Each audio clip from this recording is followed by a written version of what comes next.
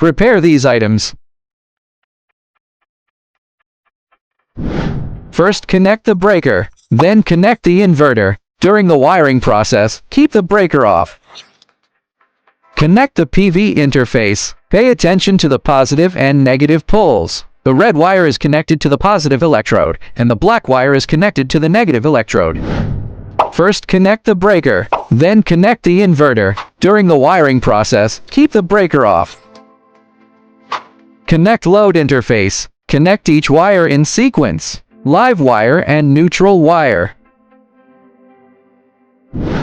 First, connect the breaker, then connect the inverter. During the wiring process, keep the breaker off.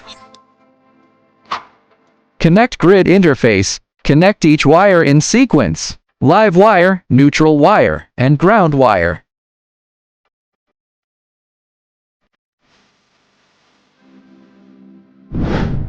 First, connect the breaker, then connect the inverter. During the wiring process, keep the breaker off. Connect battery interface. Pay attention to the positive and negative poles. The red wire is connected to the positive electrode, and the black wire is connected to the negative electrode. Wiring completed.